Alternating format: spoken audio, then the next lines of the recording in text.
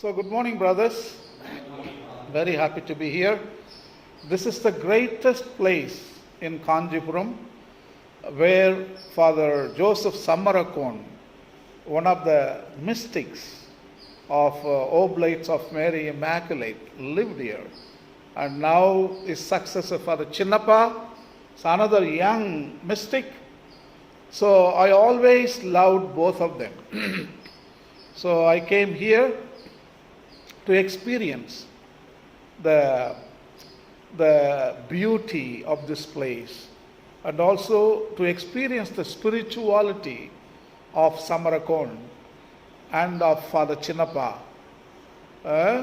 with which many people had good experience.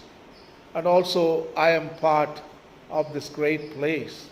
And 3 days I'm going to stay with you, and you're going to be a future priest. And I'm so proud that youngsters like you are ready to work for the kingdom of God. Youngsters like you express your desire to become the disciples of Jesus Christ. That is great. That is wonderful. Anyway, the first day we are going to talk about the subject called Ecotheology. Ecotheology. Ecotheology has two words. One word is ecology. Another word is theology. Ecology is a science. Theology is a religion. Ecology is a reality. Theology is a metaphysics.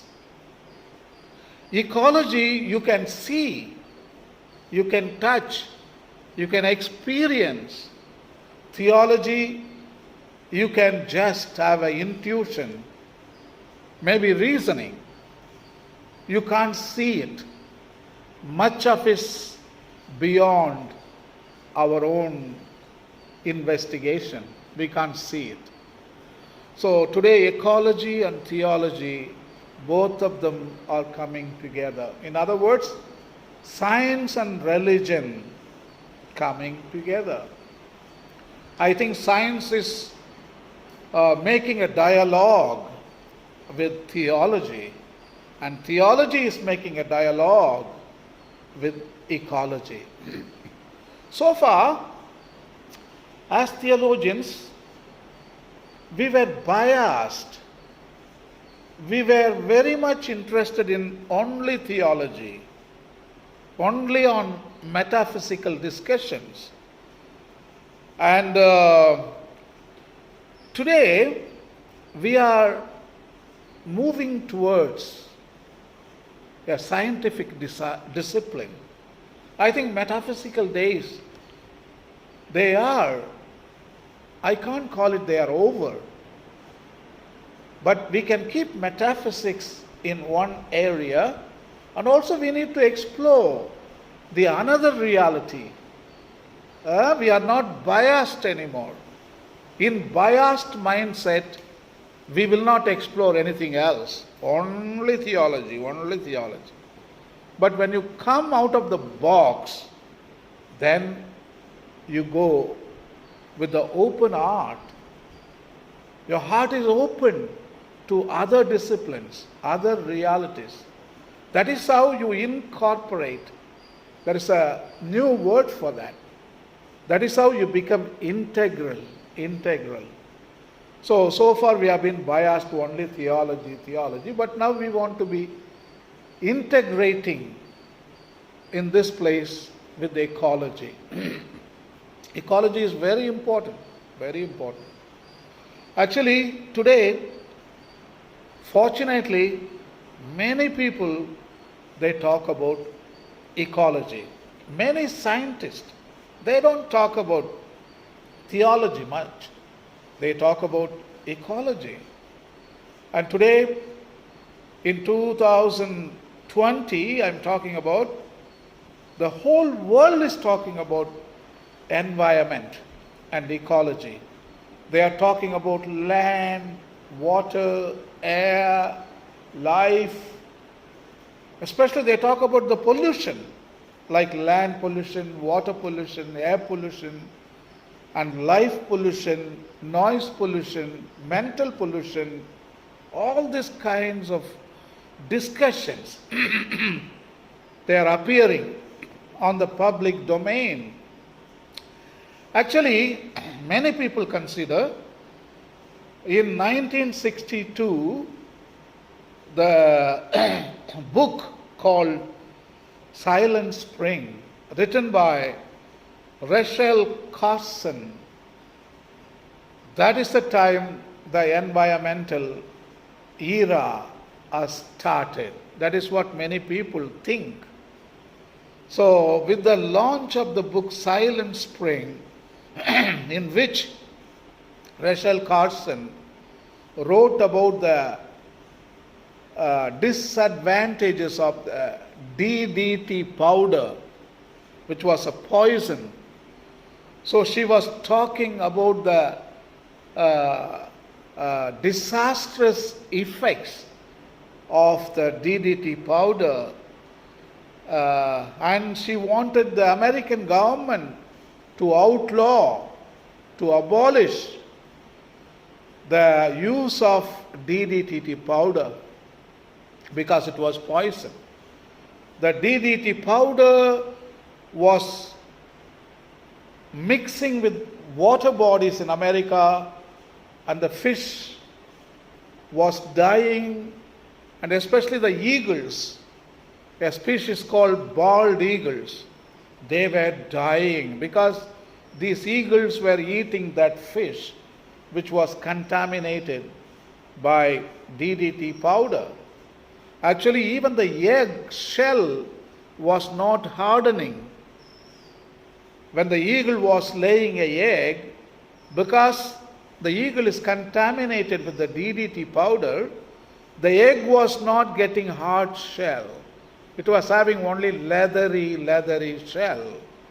So when the eagle was sitting on the egg, because the talons of the eagle was tearing the egg, so all the eggs were destroyed.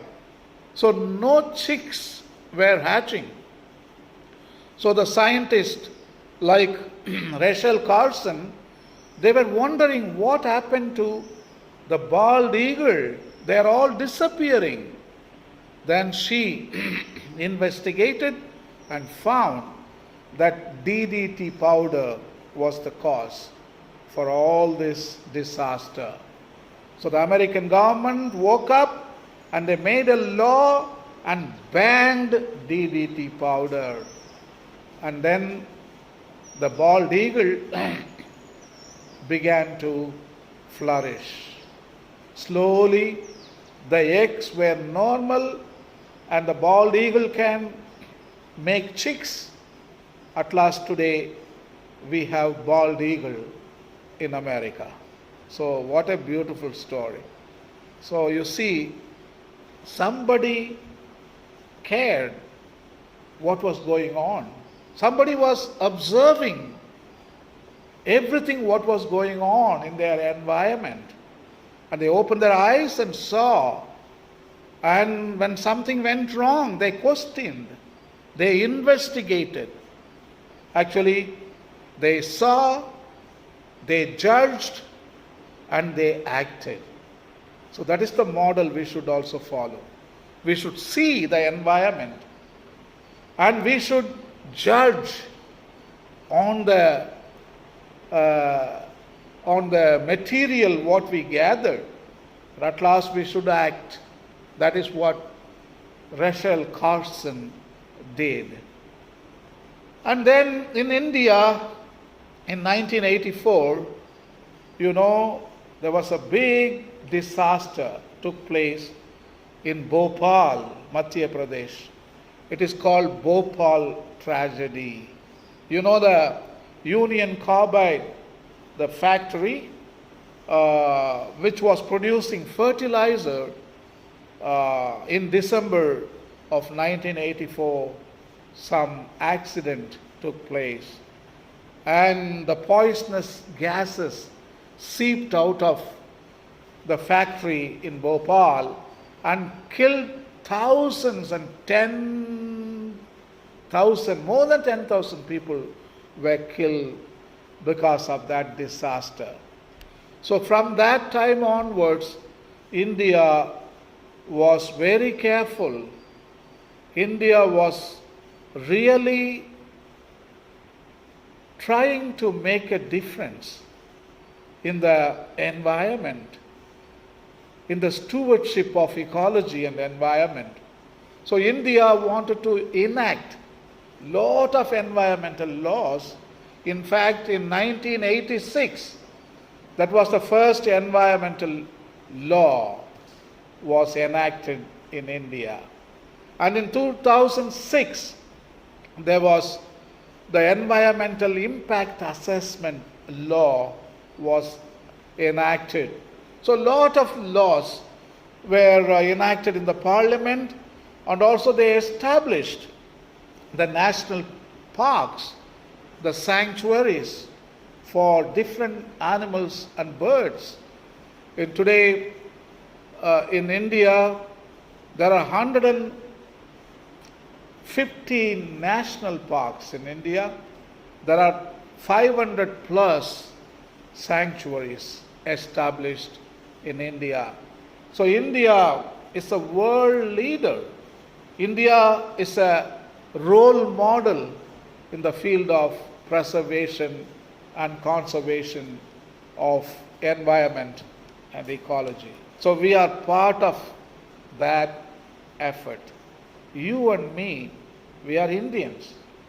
The Indian government, the Indian history, even if you go back to ancestors all the way to Ashoka, Chandragupta Maurya, Kautilya, Arthashastra, we are talking about 600 years before Christ. All these people, they were talking not only about humans, they were talking about animals, plants, soil, water, air. So Indian consciousness was big. It included the abiotic and the biotic factors. That means the Indian conservation efforts included the non-living parts and also living parts.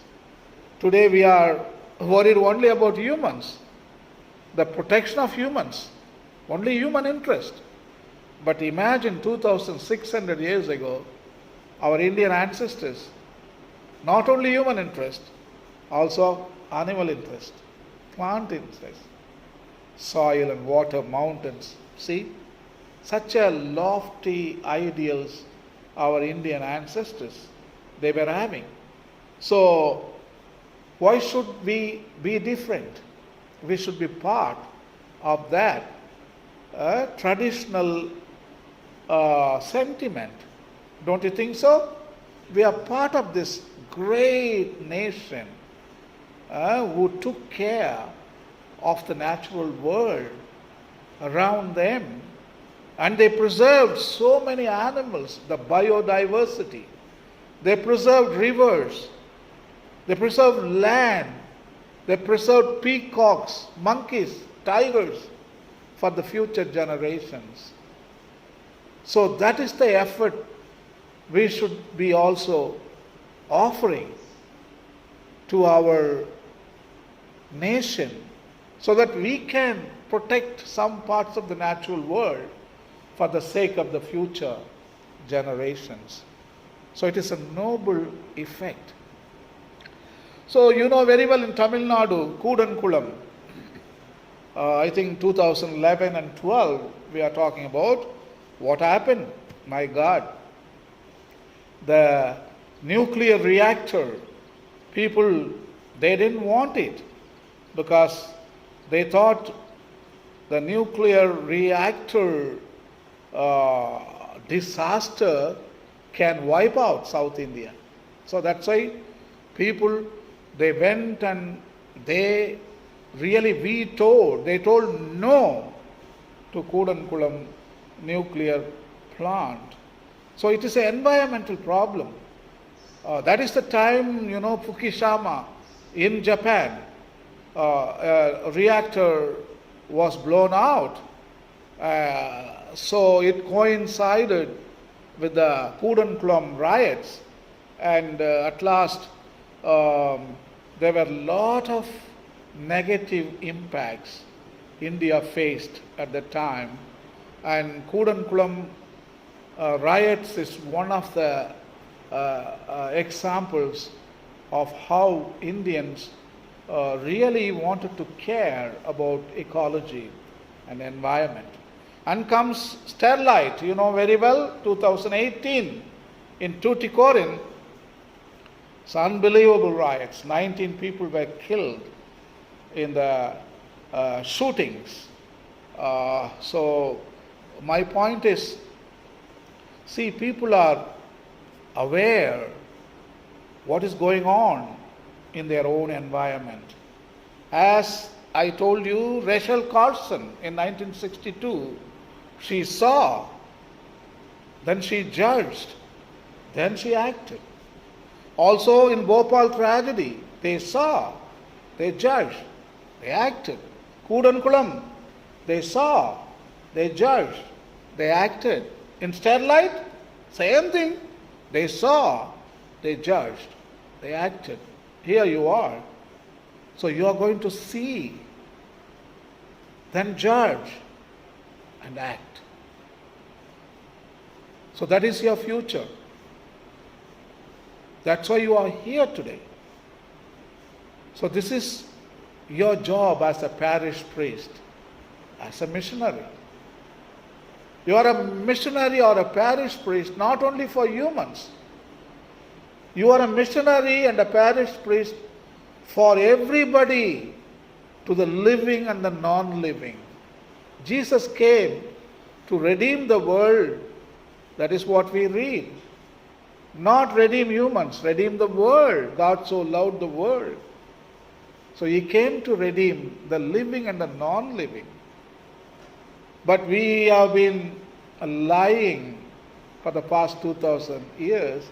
Jesus came to redeem only humans. That's a lie. Jesus came to redeem also humans. That is the truth. Jesus came to redeem everything. Snakes, mosquitoes, rivers, stones, fig trees, lilies, birds. See, came to redeem everything, including humans. So that is how Jesus saw the natural world. He saw, He judged, and He acted. So His spirituality is the same as the present day environmentalist. So talking about present day environmentalist, Pope Francis leads the way. In 2015, Pope Francis wrote an encyclical called Laudato Si. There are 246 paragraphs in Laudato Si, divided into 6 chapters. So he talks about ecotheology, he talks about eco-spirituality, he talks about eco-sophy, he talks about environmental ethics, he talks about environmental sciences. Oh my God, he talks about everything. He talks about economy, he talks about politics, talks about production, distribution, markets, talks about biodiversity, everything. Carbon cycle, hydrologic cycle, nitrogen cycle, all the science he talks about, and all the theology also he talks about in the Laudato Si, in a form of dialogue. He is integrating everything. He is not looking into specializing only in theology, only in science. I like science, I don't like theology. I like only theology, I don't like science. No. He takes all the resources. He says, you're welcome. You are welcome. Economy, you are welcome. Ecology, you are welcome. Environment, you are welcome. Politics, you are welcome. Hindu, Muslim, Sikh, you are welcome. Christians, you are welcome. Animals, you are welcome. Plants, yeah, you are also included. Soil, water, air. Oh my God, the living and the non-living, you are also welcome. That is called integral. As brothers, as missionaries, as priests, I think your mindset should be exactly like Jesus' mindset. He never neglected Jesus, anything else. He included everything.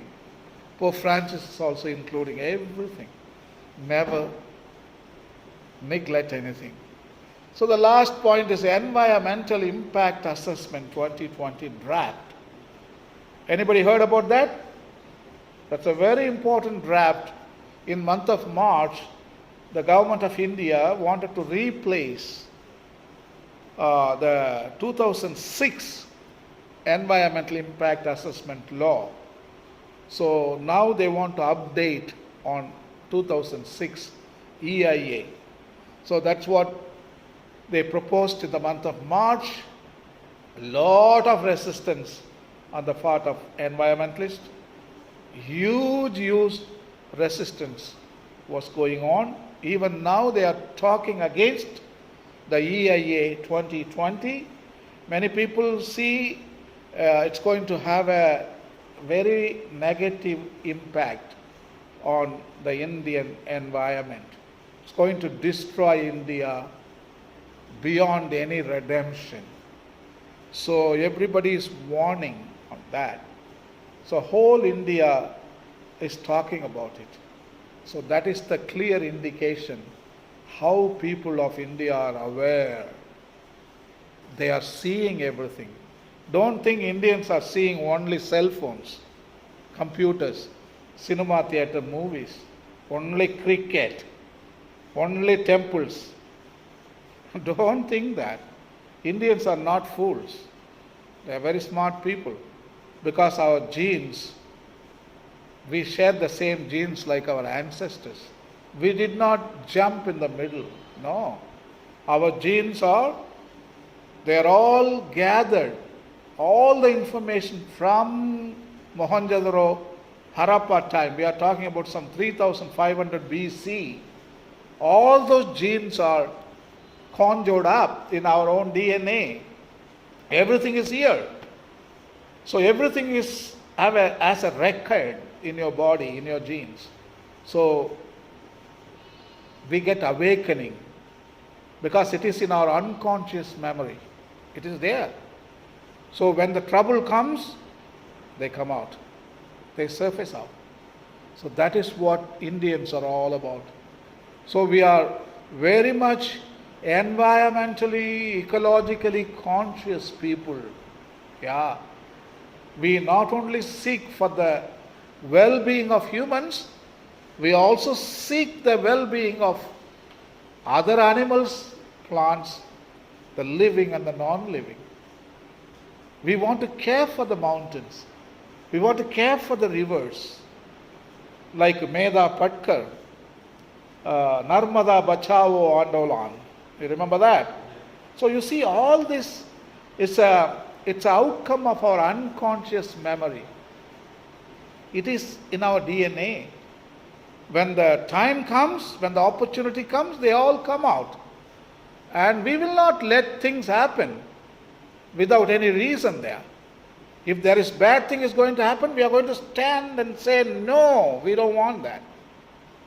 And then when we find some goodness in that kind of EIA 2020 draft, we are going to welcome it. So today it is highly controversial, and you need to go deep into the document in order to find out the pros and cons of the stuff what we are talking about.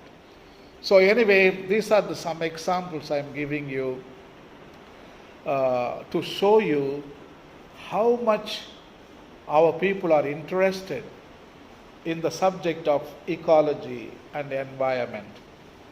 India looks as if people are not educated, they are dumb. No, they are intelligent.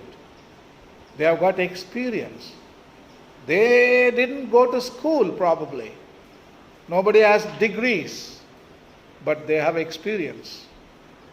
So they will not sit in the houses and just watch things happen or things unfold on their own space. People will interfere and point out when something goes wrong and welcome when something comes positive. That is India. So the concept of ecology has gained attention in contemporary society, from nuclear disarmament marches to save the whale campaigns to the ecological epistemology which is influencing the social sciences. Ecology is an increasing concern in our world. In India, it's a very, very increasing concern. You see, in the past, church was talking about hell, heaven, purgatory. That was theology. All right? Now, the church is talking about ecology. See, hell, heaven, purgatory, those three words are replaced with soil, water, air. See the grand shift. So if church can make that shift, why can't you and me as priests, as bishops, as seminarians can't do it? Sometimes we hang on to hell, heaven, purgatory, theological concept. We want that. But now church itself is showing the way and paving the way to reality, to ecology. I mean, you keep hell, heaven, purgatory in one side. Don't throw them away. Keep them in their own place. But at the same time, you open your consciousness to the new possibilities.